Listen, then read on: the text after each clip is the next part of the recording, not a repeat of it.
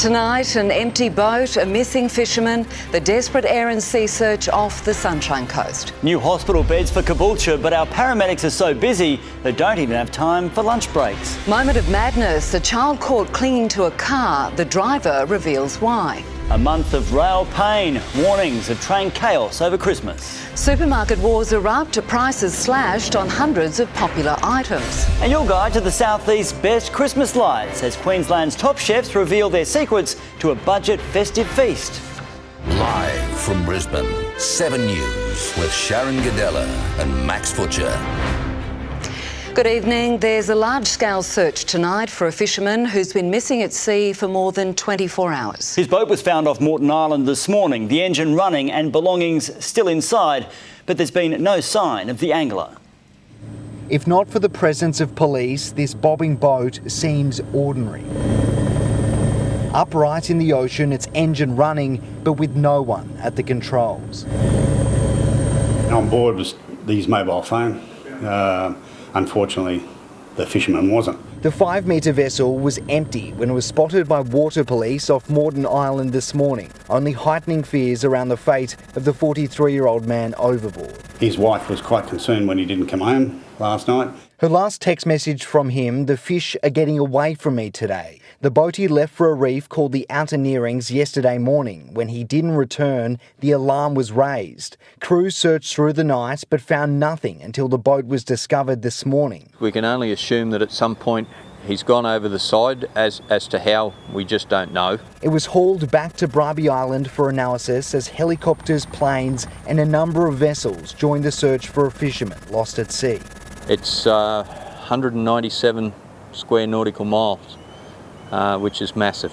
Police say the search area is remote and bigger than Moreton Island. While there's optimism the missing man will be found alive, hope is fading with every passing hour. After a period of time, you just have to assume that he's not going to be found. It's not known if he was wearing a life jacket. That may be his biggest chance of survival. Though police today confirmed they believe he has been lost at sea for 30 hours and when he was thrown overboard was 14 nautical miles off the coast. They've been collecting data from that boat to track where he may have drifted to and are now focusing that search off Cape Moreton. That search is all but wrapped up for today and will begin tomorrow at first light, weather permitting. Garth Burley in Mooloolaba tonight. One of the Southeast's most problem-plagued hospitals has been given a boost.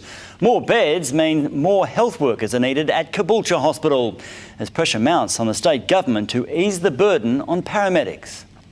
An influx of ambulances at Gold Coast University Hospital this afternoon. Paramedics have told 7 News it was an exceptionally busy day. A spokesman from the Health Minister's office says most patients were still seen on time. Earlier, the Premier acknowledged widespread pressures on the health system. There's not a state in Australia that doesn't have ramping issues at the moment. North of Brisbane, a long-awaited revamp at one of the busiest hospitals in the southeast. This $350 million expansion to the Caboolture Hospital, doesn't it just look fantastic? The 5-storey building includes a new emergency department, 130 beds and 283 extra staff who are still being recruited.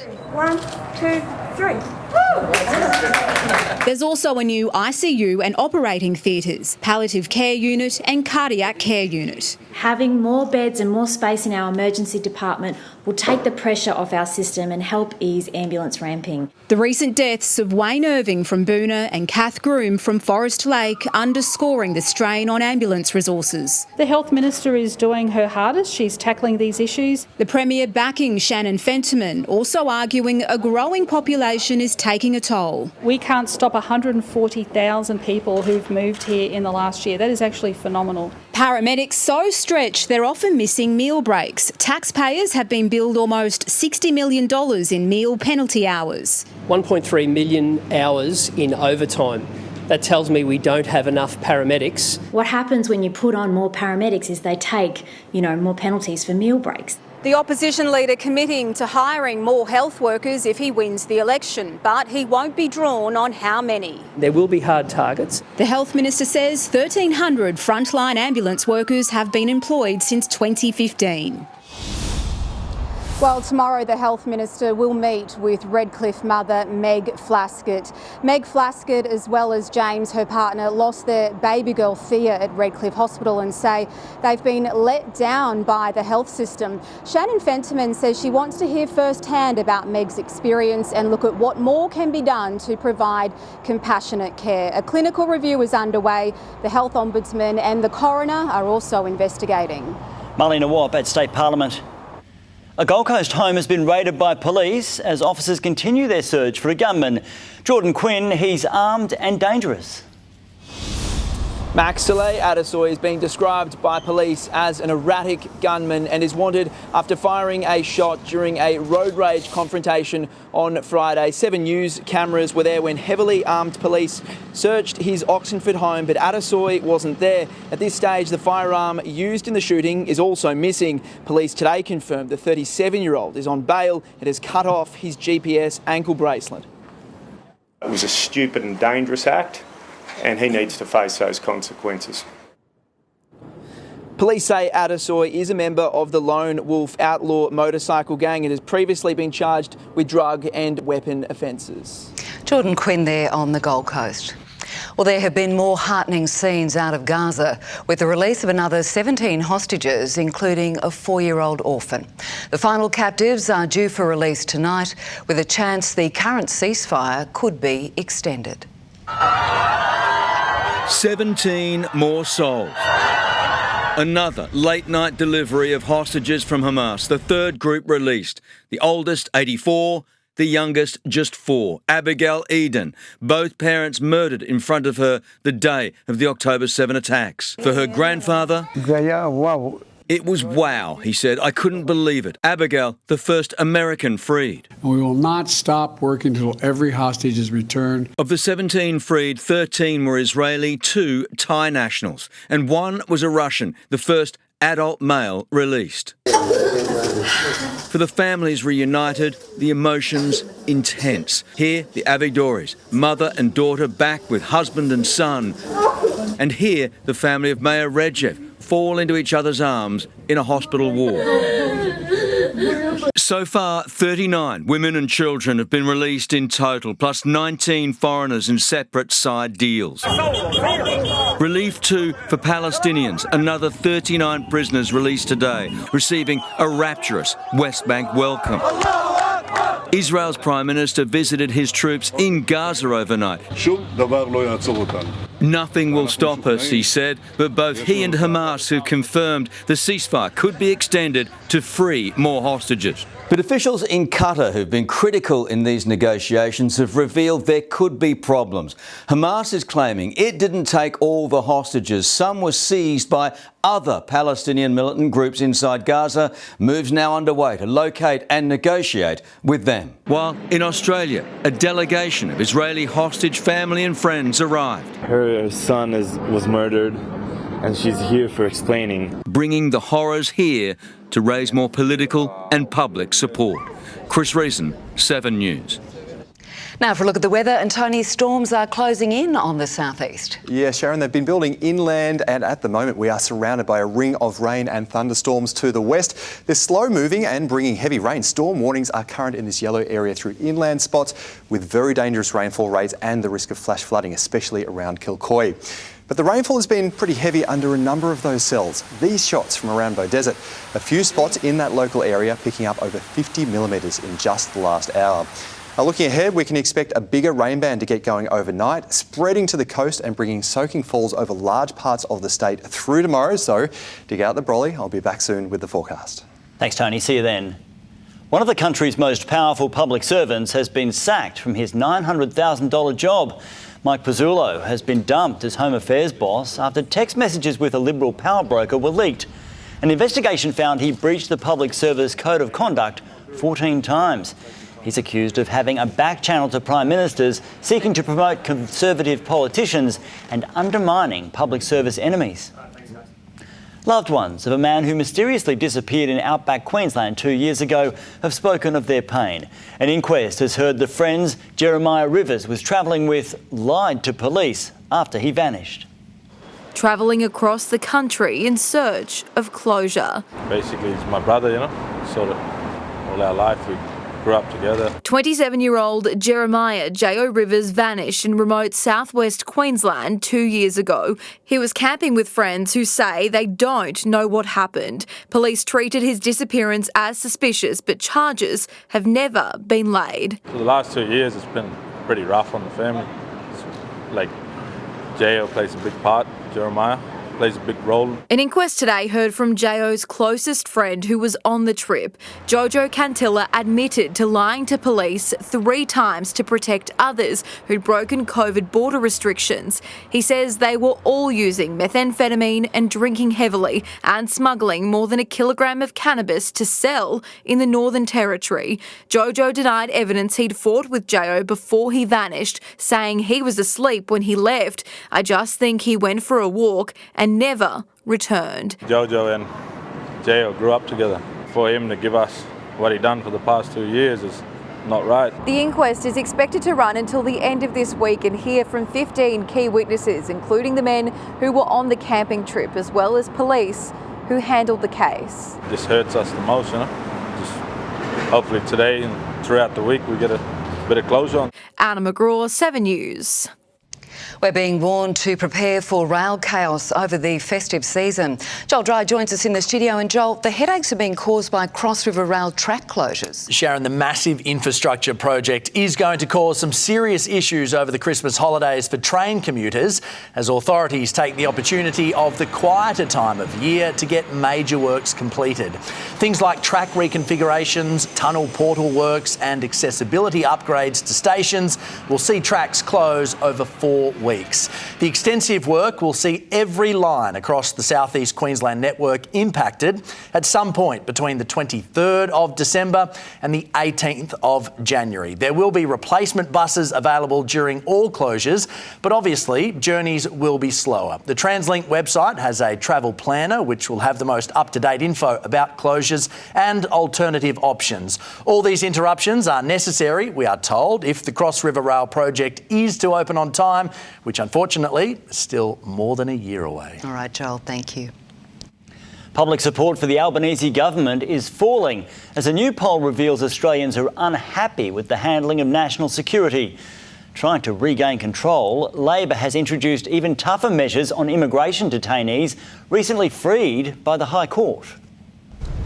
Mohammed is struggling with his new ankle bracelet. It's annoying when I go to sleep. It's not, it's not comfortable. Uncomfortable, and he says unnecessary for former detainees like him who committed lower level crimes. They rape the children. Those ones, they should be monitored 24/7. He served 7 months jail for credit card fraud, then 8 years detention. He now reports to police every day and observes a strict 10 p.m. curfew. I just hope everybody does the right things. To ensure they do, the government devoting $255 million to increase monitoring by Border Force and police and tougher laws, making it a crime to even go near schools or contact victims or their families. We are making strict laws stricter. 138 detainees have now been released. 132 are wearing ankle bracelets, 2 are medically exempted, and 4 are under police investigation for refusing. The whereabouts of 1 unknown. In terms of the scale of offending, all I'll say is that they're the lower end of risk. The highest form of scrutiny is to have them locked up. That's the highest form of scrutiny, not walking the streets. There's scrutiny too of the government's electoral support as voters turn away. Today's news poll showing Anthony Albanese's Labor in a mid-term funk. Its primary vote diving 4 points to 31, the Coalition 38. Now tied 50-50 after preferences, Anthony Albanese's still ahead as preferred Prime Minister, 46-35. We take nothing for granted, and that's why we've been working really hard as a government to take some pressure off people. And now must work even harder. Mark Riley, 7 News. Bruce Lehrman has admitted to lying about his sick mother during intense questioning at his defamation trial. Channel 10's lawyers seized on the confession, grilling him about that night at Parliament House. Another full day of cross-examination for Bruce Lehrman. If there was an innocent explanation for why you were there, why did you stay quiet for so long? Asked to explain the various reasons for being at Parliament House with Brittany Higgins the night she claims she was raped. Are you finding it hard to keep up with all of the different versions of what's happened? He denied deliberately avoiding calls from Chief of Staff Fiona Brown, who wanted to know what else he did. Lerman telling the court he wasn't in a good headspace. Channel 10's barrister saying you weren't in the best headspace because you'd sexually assaulted Miss Higgins? No. And you feared Miss Higgins had conveyed that to Miss Brown? No. And that your world was then going to come crumbling down around you? No. Learman also wrote to his boss, Senator Linda Reynolds, saying he wasn't available because he'd gone to Queensland to see his sick mother, but he didn't. Here in a letter to the minister, you've lied. Well, yes.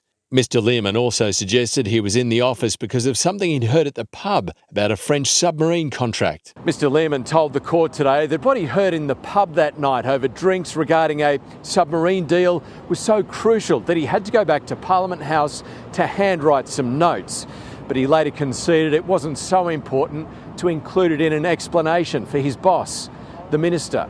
Learman will continue in the box tomorrow, with Miss Higgins expected to give her evidence later. Evan Batten, 7 News. New data shows wage growth is slowing, but not at a rate that would satisfy the Reserve Bank. According to the job website Seek, salaries increased only 0.3% last month after peaking in August and September. Economists say the figures could put pressure on the RBA to raise interest rates at least one more time. Some of the world's top music stars have joined forces to celebrate the 50th anniversary of the Mushroom record label. The unique concert also honoured the label's late founder, Michael Gudinski. A magic mushroom melody. You know I'll never say goodbye. Ed Sheeran on video with Mark Seymour in person. I just want to say a massive congratulations to Michael and Matt for 50 years of Mushroom. Overall, 50 songs paying homage to 50 years from stars Michael Gudinski made glitter. But it was like living the soundtrack of our lives from 1972 onwards. Just can't get you out of my head. From Amy Shark, a tribute to Gudinski's greatest success. As a young artist, he really held my hand and guided me, stuck with me through thick and thin. Before too long, Gudinski would have loved it. He'd be up on his toes for the duration. He wouldn't know which way to look. He'd be slapping everybody on the back. The music matched by Mushroom's backstory. It's one hell of a story. Nick McCallum, 7 News. It was a dangerous stunt that could have ended in tragedy. Coming up, why a child was clinging to the windscreen of this moving car. A fiery crash causes chaos on the M1. Small change, why Bob Catter wants to ditch the king. And the dangerous drivers speeding through our suburbs, the worst hotspots revealed.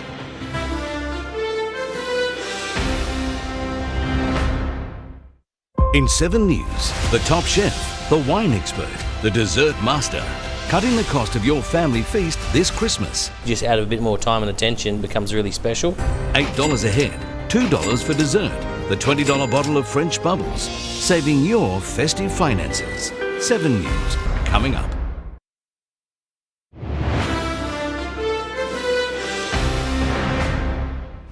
The M1 between Brisbane and the Gold Coast was shut last night after a fiery motorbike crash. Two bikes collided in the northbound lanes at Upper Coomera around 7:30. Police are investigating if the pair was racing. It was reported that they were travelling in the same direction before they collided. The riders were both men in their 20s. One had serious leg and pelvic injuries, the other back, pelvis and abdomen injuries. A 27-year-old woman has been charged over a wild car surfing stunt involving a young boy. The driver has apologised but claims the 11-year-old climbed out of her sunroof before she could stop him. The driver of the grey hatchback made a decision difficult to comprehend on this Pakenham street with a young boy clinging onto her windscreen. I understand the seriousness of the situation and take full responsibility. This afternoon, she handed herself into police and has been charged with multiple serious driving offences. The 27-year-old says she's sorry for putting her friend's child in harm's way, but claims he slipped out through the sunroof before she could stop him. Kids being kids, they climb up the roof really quick, and as soon as I saw them, just quickly parked the car and tried to ask him to come back in again. Witnesses saw the woman doing laps of the street and say she was laughing when she pulled over. I said, "What are you laughing at? Do you think this is funny? Seriously? Do you think this is funny?" I said, "You could have killed him. You could have slid off that bonnet real quick and he would have been dead." Stephen Pretty confronted the woman parking his car across the road so she couldn't keep driving. I was horrified for the kids. The behaviour here, I think, just displays a blatant disregard for human life and the importance of focusing on safety. Ainsley Kosh, 7 News. Former Socceroos coach Terry Venables is being remembered as charismatic and tactically innovative after his death. His 2 years in charge saw him almost guide our national side to the 1998 World Cup, only to fall agonisingly short, drawing with Iran in the final qualifier. He also managed England and some of the world's biggest clubs. The 80-year-old had been unwell for some time. Is it that time of year already? Christmas lights are starting to shine in our suburbs, but where are the best displays? North, south, east and west. Don't miss our full festive guide coming up in 7 News. Also, dangerous drivers are being exposed. The shocking speeds some are reaching near school zones. We reveal the worst hotspots. Dramatic police takedown, an alleged young thief caught in a fresh crackdown. Chaos and close calls after a road upgrade triggers a traffic nightmare. And the bombshell new book that has the royal family on edge.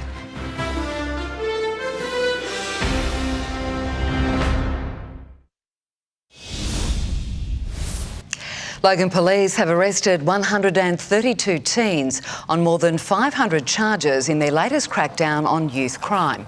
Officers say juveniles are responsible for more than 600 offences in the region between July and October. I wonder what you do with those gloves in this balaclava. Police say there's been a 25% drop in offending by teens on bail since April. Dangerous drivers have been clocked at eye-watering speeds through Brisbane suburbs. The data collected by council radars is passed on to police, but offenders won't face fines. Sam smiles for safe drivers, but some deserve a whole lot less. That's lose your licence speed. The speed awareness monitors have exposed dangerous drivers and where they are. Gowan Road in Callumvale pushing 170 kilometres an hour in a 60 zone. On Oates and Skyline Drive, a driver clocked at 116. The camera clocks speed and volume. It doesn't take a picture of the vehicle, it doesn't collect the number plate. Council pushed for powers to penalise drivers, but that hit a dead end when it reached the state government. The data is used by police. You can expect police anywhere, any time. On Brisbane's bustling suburban roads, eye-watering speeds. Oxley Road's worst offender snapped driving 141 kilometres an hour. Hawthorn Road 100 kilometres over the limit. A lead foot on Lytton Road flying at twice the legal speed. But they are effective. Councillors found on average a 7.5 kilometre an hour reduction in speed from drivers who pass through the signs. I've noticed cars do slow down a bit. The new drivers, anything that can actually help them to sort of look down at their speedo. 266 signs are scattered across the city, some movable, others permanent. And we have permanent signs increasingly around schools. As a reminder to hit the brakes. Jacqueline Robson, 7 News. Chaos has erupted on a busy Sydney motorway after the opening of a new tunnel network. Drivers this morning were seen making last-minute lane changes and even reversing into oncoming traffic at the Rozelle interchange. Traffic was brought to a standstill with queues stretching for kilometres. Confusing signage is being blamed for the disruptions. The royal family is reportedly bracing for embarrassing private details to be published in a new book.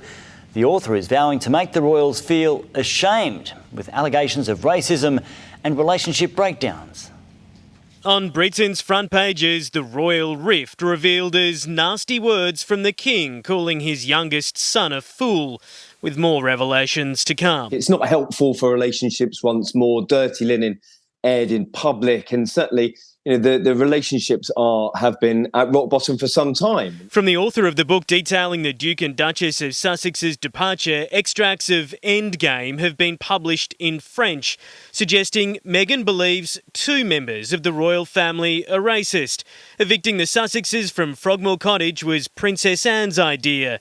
His Majesty's shoelaces are ironed, and there's a growing rift between the King and Prince William. Author Omid Scobie saying please read the book itself. Incorrect and bad translations, snippets without context and leaks do not tell the full or accurate story. But it is interesting from somebody who is close to the Sussexes, who has been proven to be someone on the inside.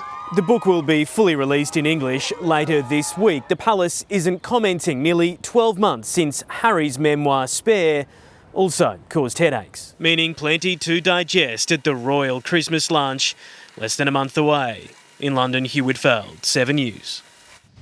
Federal MP Bob Katter is calling for King Charles to be removed from our coins in favour of an Indigenous warrior or an army veteran. You have a choice of putting on your coin an English person, not an Australian, an English person, or putting an Australian. King Charles has only just replaced the late Queen Elizabeth II on the $1 currency. The southeast is lighting up with stunning shows of festive spirit. Up next, your full Christmas lights guide. Where to go for the best displays. A huge explosion destroys a military factory. What caused the blast? 400 cut-price items as Queensland's supermarket wars heat up. And meet our special 7 News visitor, his heartwarming mission, fundraising for a vital cause.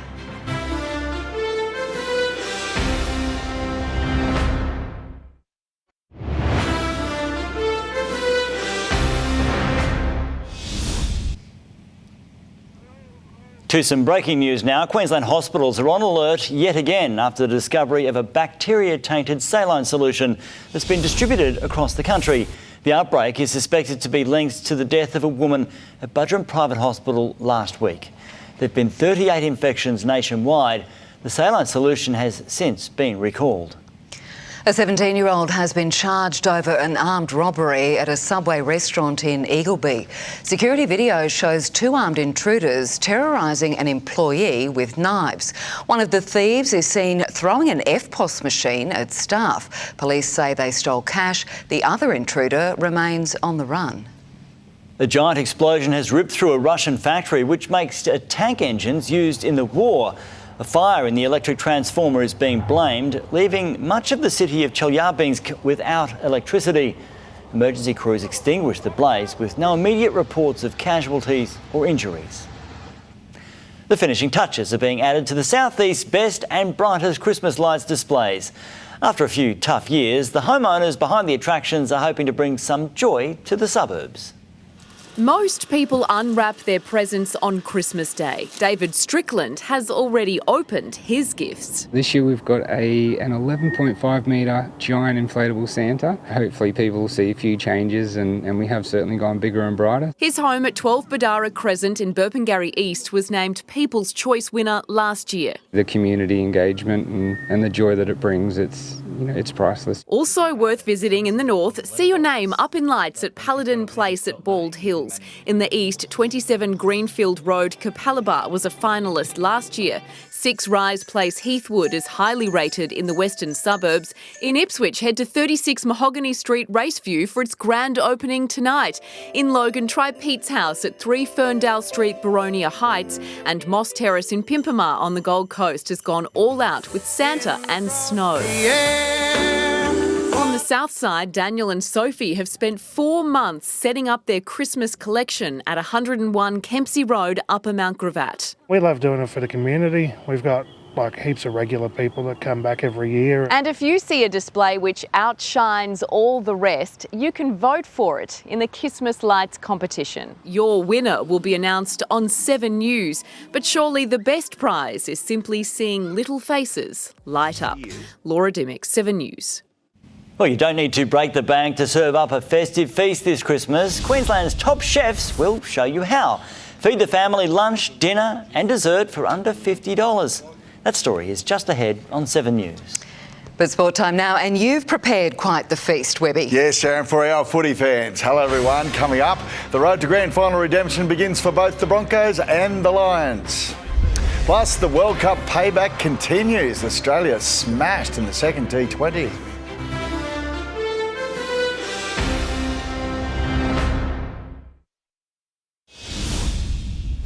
He's been a Bronco for a day, but that's all it's taken for new prop Fletcher Baker to discover the club's burning desire for grand final redemption.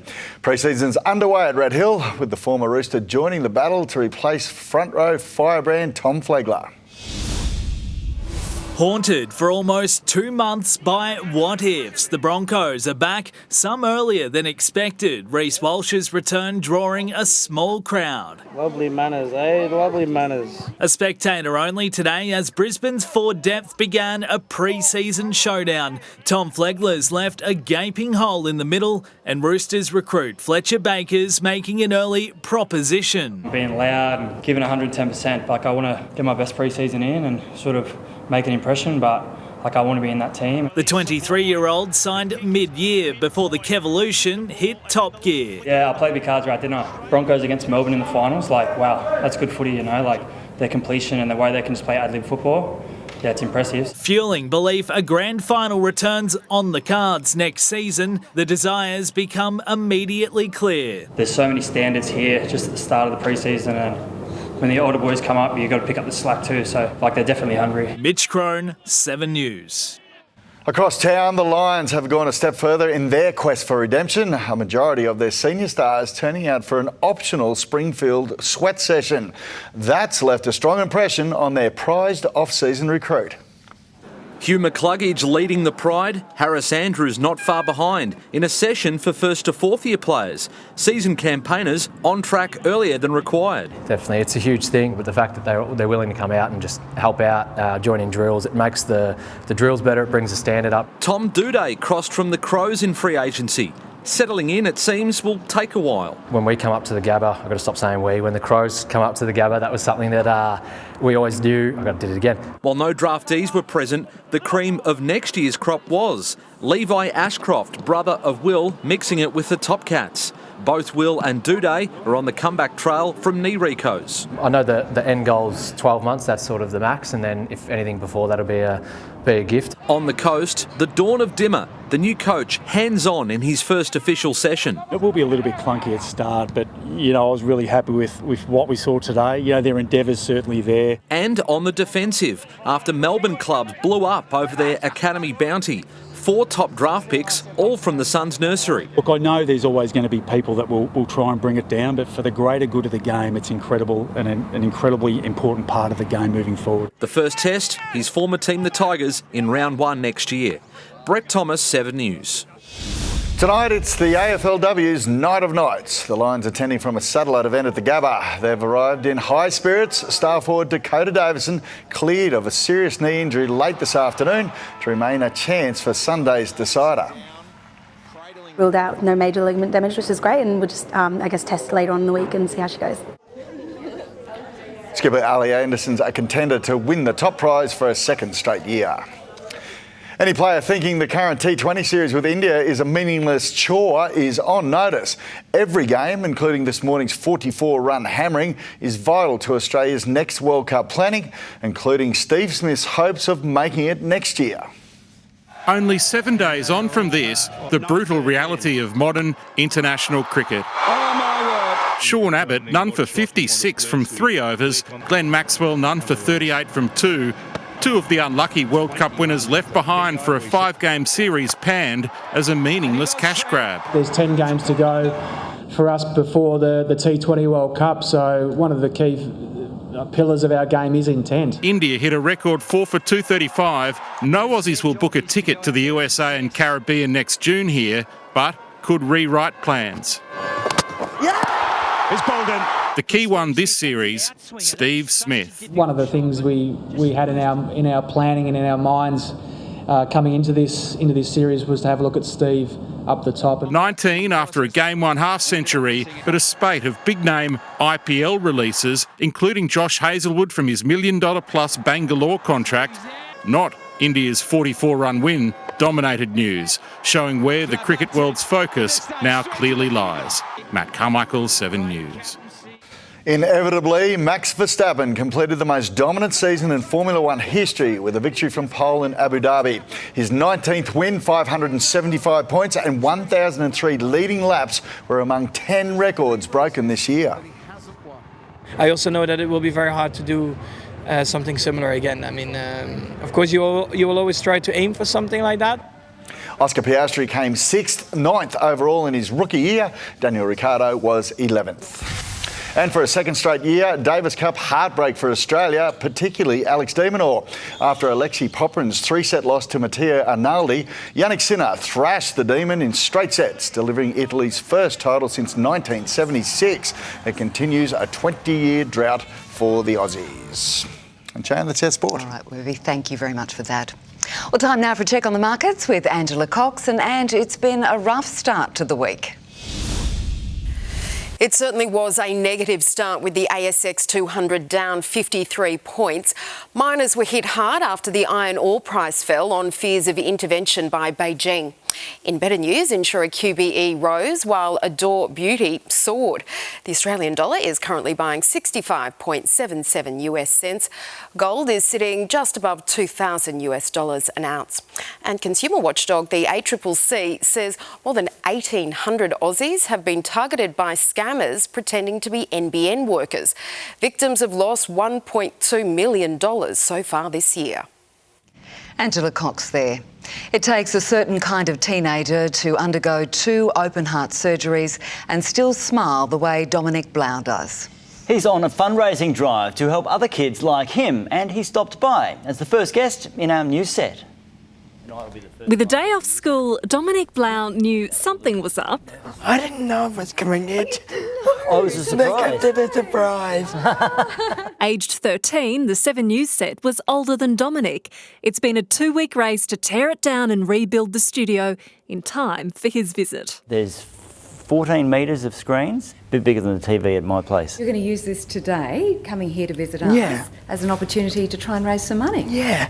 That's a great idea. Well, everyone give. Yeah, please. Give to Dominic. He's a practiced pro at home. Channel 7 afternoon show. So Dominic was ready when his moment came. 3, 2, 1, away you go. Hi, I'm Dominic and I'm one of 8 kids born every day in Australia with congenital heart disease. Together, we can help make their lives better. Please visit my page to donate. Dominic needed open heart surgery at 1 week old, and again recently. He just does it, sits there, and then he'll open up his eyes and say hello to you when he's done. Heart Kids was there for the family.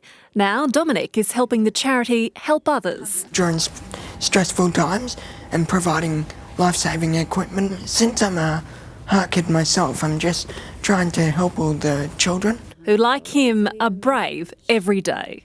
I reckon that was the best one. Michelle Jensen, 7 News. Nice one, Dominic. Thanks for stopping by. The supermarket wars are heating up ahead of Christmas. Woolies has slashed the prices of 400 summer staples, with some of the biggest savings to be found in the fruit and veg aisle.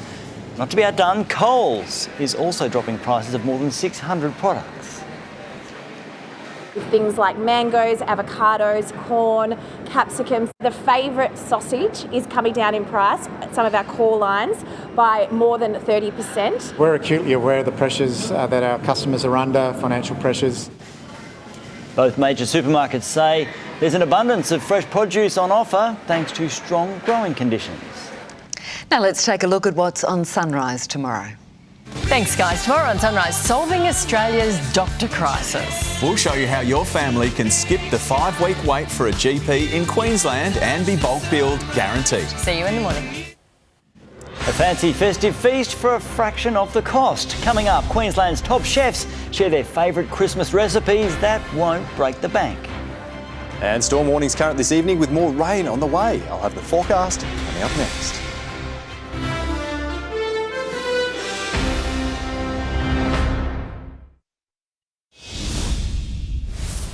Queensland's top chefs have revealed their secret recipes to make your Christmas dinner better than ever without breaking the bank.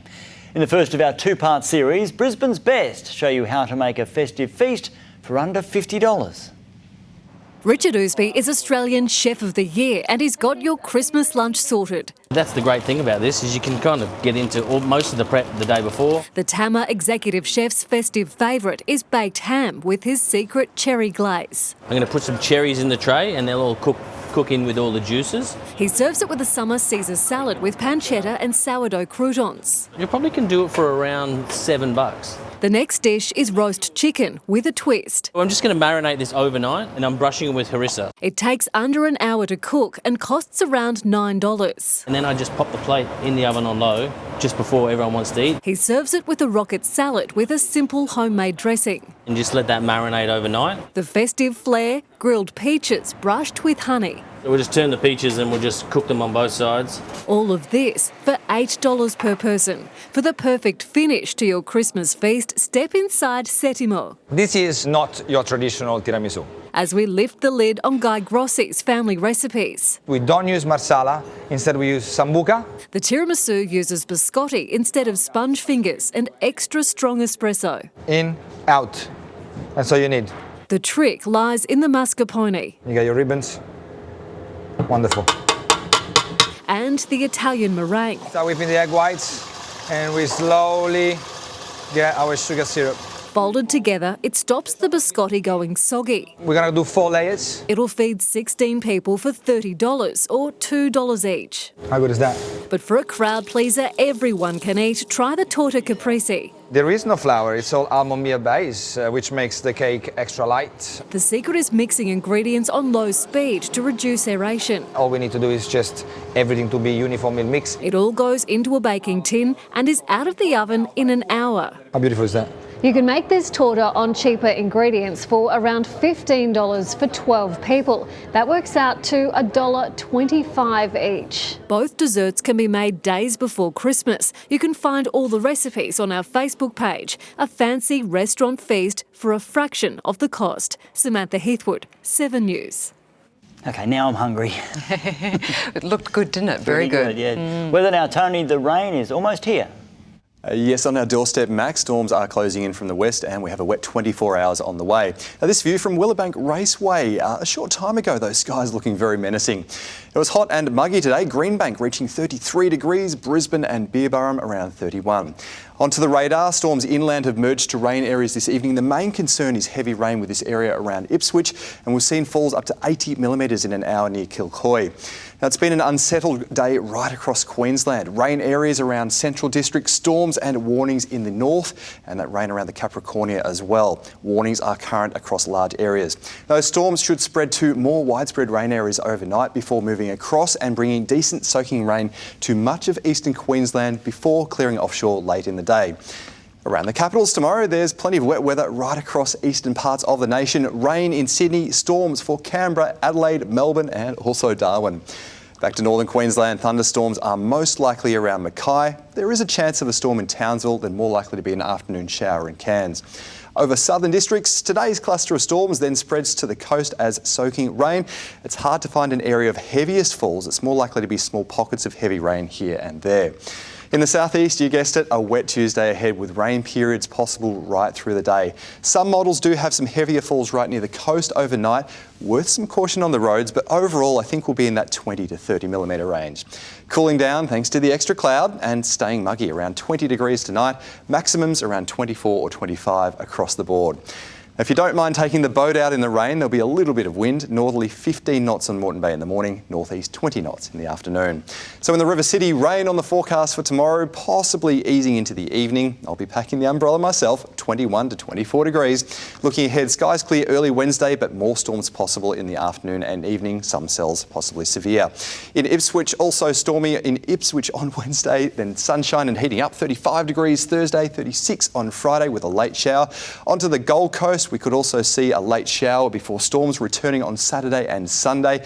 And on the Sunshine Coast, that same pattern with more wet weather lingering for a longer time. But the peak, well, Thursday, mostly sunny. Sharyn and Max. All right, thank you, Tony. Now, before we go, here's a look at a special report we have for you tomorrow night. Lobster lunch still going 3 years on. An absolute living nightmare.